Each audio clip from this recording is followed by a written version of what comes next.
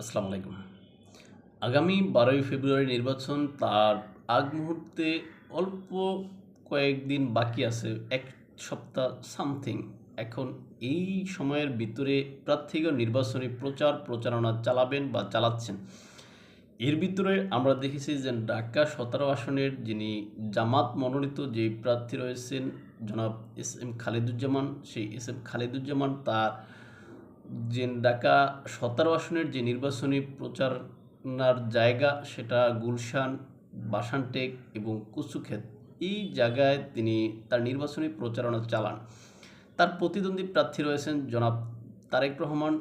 এখন এই যে নির্বাচনী প্রচারণাকে কেন্দ্র করে তিনি যখন, অর্থাৎ এস এম খালেদুজ্জামান যখন ক্যান্টনমেন্টের ভিতর দিয়ে যেতে চাচ্ছিলেন, তখন সেখানে যে বাক্য বিনিময় তার বা তিনি যে বাক্য বিনিময় করেছেন, এই সমস্ত বিষয়গুলো আমরা আলোচনা করব। দর্শক, আশা করি আপনারা সম্পূর্ণ ভিডিওটা দেখবেন এবং আপনাদের মূল্যবান মতামত কমেন্ট বক্সে লিখে জানাবেন। চলুন শুরু করা যাক। দর্শক, আপনারা জানেন বাংলাদেশ সেনাবাহিনীর নিজস্ব কিছু যে নিয়ম বা রুলস রেগুলেশন রয়েছে, সেনাবাহিনী সেই সমস্ত রুলস রেগুলেশনগুলো মানে বা মেনে চলে।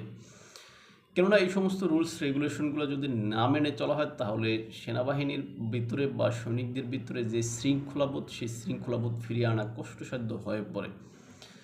সেই রুলস রেগুলেশনের অংশ হিসেবে বাংলাদেশ সেনাবাহিনী তাদের যেই ক্যান্টনমেন্টের ভিতর দিয়ে কোনো বেসামরিক অস্ত্র পরিবহন বা বেসামরিক অস্ত্র বহন, সেটা সম্পূর্ণ নিষিদ্ধ।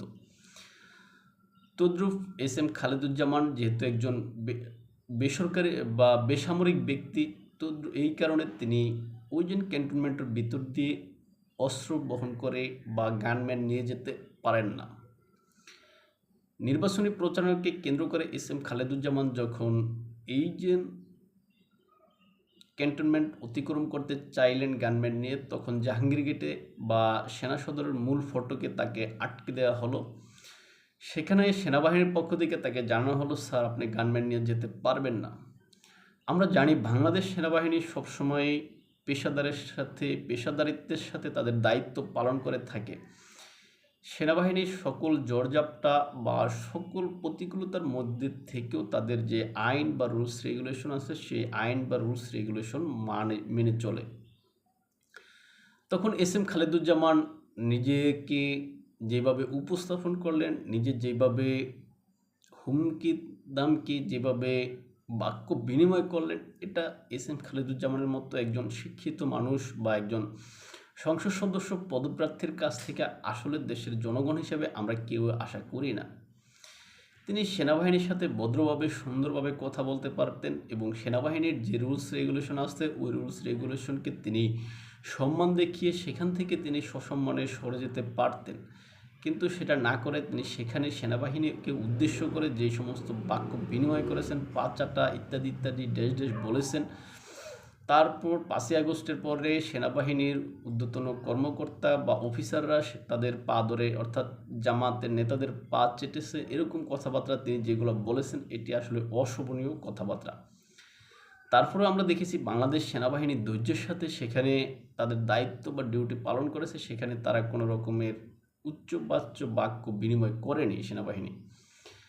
এস এম খালেদুজ্জামান নিজেকে সেখানে হিরো পরিচয় করতে চেয়েছেন বা পরিচয় করিয়ে দিতে চেয়েছেন, কিন্তু আসলে আদতে তিনি বাংলাদেশের জনগণের কাছে, ঢাকা 18 আসনের জনগণের কাছে হিরো মানে জিরো হিসাবে প্রতিষ্ঠা পেয়েছেন।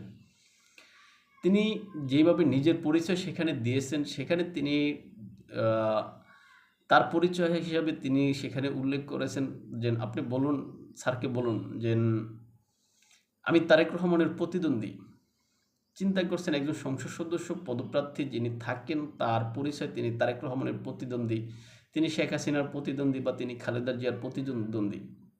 এখন একজন সংসদ সদস্য পদপ্রার্থী ব্যক্তি নিজের স্বমহিমায় নিজের পরিচয়ে নিজেই পরিচালনা চালাবেন, সেখানে তিনি তারেক রহমানের প্রতিদ্বন্দ্বী হিসাবে তিনি পরিচয় করিয়ে দিচ্ছেন। তাহলে নির্বাচন কতটা প্রতিযোগিতাপূর্ণ, কতটা প্রতিদ্বন্দ্বিতাপূর্ণ হবে, কতটা সুষ্ঠু হবে, এখানে একটা ধারণা পাওয়া যায়।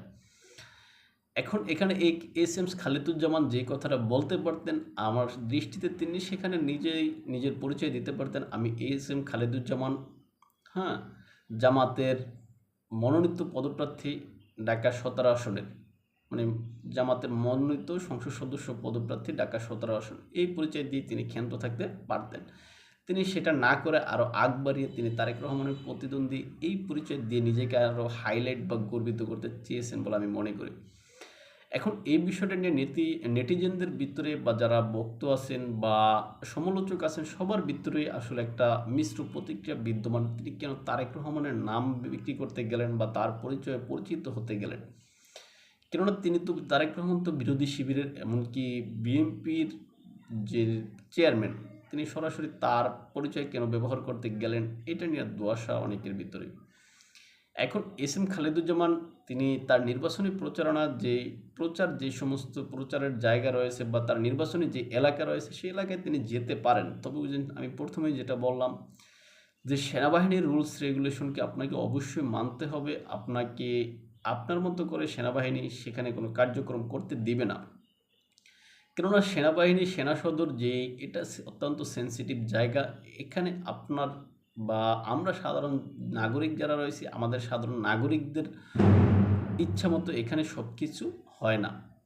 সুতরাং সেনাবাহিনীর রুলস রেগুলেশনকে এখানে মেনেই কার্যক্রম পরিচালনা করলে বা তিনি তার নির্বাচনী প্রচারণা চালালে হয়তো ভালো হতো। এখন এস এম খালেদুজ্জামান সেখানে যে বাক্য বিনিময় করেছেন, যেই কথা বলেছেন, এই কথাগুলো আসলে মানুষের মনে এখানে এস এম খালেদুজ্জামানের যে গ্রহণযোগ্যতা বলেন, তার যে আপনার মানে নেতা হিসেবে তিনি কতটা পারফেক্ট হবেন এটার বিষয়ে আসলে প্রশ্ন তোলার সক্ষমতা রয়েছে। কেননা একজন নেতা হতে হলে তার ধৈর্য, গুণাবলী এবং যেই সমস্ত কথার মাধুর্যতা থাকতে হয়, কিন্তু এস এম খালেদুজ্জামান সব কিছুকে ছাপিয়ে গেছেন। আমি সাম্প্রতিক সময়ে এস এম খালেদুজ্জামানের একটা টক শো দেখলাম চ্যানেল আইতে, সাক্ষাৎকার, টক শো বললে ভুল হবে, তার একটা সাক্ষাৎকার দেখলাম। সেখানে তাকে যখন চ্যানেল আইয়ের পক্ষ থেকে তাকে যখন জিজ্ঞাসা করা হলো যে আপনি এখানে আপনার মানে তারেক রহমান যে হারবেন এটার কারণ কি হিসাবে এইভাবেই প্রশ্নটা করা হয়েছিল আর কি। মানে সম্ভবত আগের প্রশ্নে এরকম বলা হয়েছিল মানে যে আপনি যখন জিতবেন এটা তাহলে তো তারেক রহমান হারবে, তাহলে তারেক রহমান হারবের কারণ কি, এরকমভাবে সম্ভবত প্রশ্নটা করা হয়েছিল। তখন খালেদুজ্জামান যে প্রশ্ন মানে উত্তর দিয়েছিলেন সেই উত্তরে তিনি বলেছিলেন যে তারেক রহমানের অযোগ্যতা আর ওই এস এম খালেদুজ্জামানের যোগ্যতা, এই কারণেই তিনি তারেক রহমান হারবেন, তিনি জিতবেন। এখন এস এম খালেদুজ্জামানের যোগ্যতা তো আসলে আমরা দেখেছি সেনা সদরে, এস এম খালেদুজ্জামানের যোগ্যতা আমরা দেখেছি তার কথাবার্তায়, এস এম খালেদুজ্জামানের যোগ্যতা আমরা দেখেছি তার আচার ব্যবহারে। সেখানে তিনি নিজেকে তারেক রহমানের প্রতিদ্বন্দ্বী হিসেবে পরিচয় দিয়ে নিজেকে পরিচিত করান। সেখানে এরকম একজন নেতা ঢাকা 17 আসনের মানুষ বা শিক্ষিত সমাজকে আসলে কতটা গ্রহণ করবে এস এম খালেদুজ্জামানকে, সেটা এখন প্রশ্নবিদ্ধ। কিন্তু এই ঘটনার আগে হয়তো বা এস এম খালেদুজ্জামান হয়তো নিজের পক্ষে প্রচারণা চালাতে পারতেন, নিজে সুন্দরভাবে নিজেকে উপস্থাপন করতে পারতেন। কিন্তু এই মুহূর্তে এই সেনা সদরের বা সেনাবাহিনীর সাথে তার আচার এরকম নিকৃষ্ট বা বাজে মানের, নিম্নমানের আচরণ করার পরে এখন সেখানকার জনগণ বা মানুষ এখন হয়তো ভিন্ন কিছু ভাবছে বলে আমি মনে করি। এখন সবশেষ তিনি যে আচরণ করেছেন আমরা জানবেন, আপনাদের মনে থাকার কথা যে আওয়ামী লীগ সরকারের সময় আমরা সেনাবাহিনীর সাথে একটা ঘটনা দেখেছি, সম্ভবত ঘটনাটা ধানমন্ডিতে। সেখানে একজন সেনাবাহিনীর মানে একটা সেনাবাহিনীর গাড়ির সাথে বা সাধারণ জিপের সাথে সম্ভবত এই যে আওয়ামী লীগের তৎকালীন সংসদ সদস্য যে হাজী সেলিম রয়েছেন, সেই হাজী সেলিমের ছেলে ইরফান সেলিম, সেই ইরফান সেলিমের সাথে সেনাবাহিনীর ওই একজন সাধারণ সৈনিক বা কর্মকর্তা লেভেলের যেরকম হোক না কেন, একজন মেজর এই কোয়ালিটির হতে পারে, আমি ক্লিয়ার মনে নেই আমার ঘটনাটা, তার যে ঘটনাটা ঘটেছিল আপনারা জানেন, অনেকেই জানেন বিষয়টা। সেখানে ইরফান সেলিমকে কিন্তু জেল জরিমানা করা হয়েছিল, তিনি প্রায় 8 থেকে 10 মাস জেল খেটে আসছেন। এখন এই যে যিনি এস এম খালেদুজ্জামান, যিনি সংসদ সদস্য পদপ্রার্থী, তার ক্ষেত্রে সেনাবাহিনী কি ব্যবস্থা নেয়, তিনি সেনা সদরের সামনে গিয়ে এরকম বাজে ব্যবহার করেছেন এখন, এবং সেনাবাহিনী সম্পর্কে যে বিরূপ মন্তব্য করেছেন, এই মন্তব্যের পরিপ্রেক্ষিতে তার বিরুদ্ধে সেনাবাহিনী বা রাষ্ট্র কোনো ব্যবস্থা নিবে কি না, নাকি আমাদের যেই প্রশ্নের উদ্দেশ্য মানে জনগণের সবচেয়ে যেই আপনার ভরসার একটা জায়গা, সে সেনাবাহিনীকে নিয়ে তিনি যে বাজে মন্তব্য করেছেন, এই মন্তব্যের পর তার বিচারিক যে কার্যক্রম সেটা কি হবে, তাকে কি বিচারের মুখোমুখি করা হবে, নাকি তিনি এখান থেকে পার পেয়ে যাবেন জামাতের লোক বলে, সেটা এখন দেখার বিষয়। তাই ভালো থাকবেন সবাই, দেখা হবে অন্য কোনো ভিডিওতে অন্য কোনো বিষয়ে। আসসালামু আলাইকুম।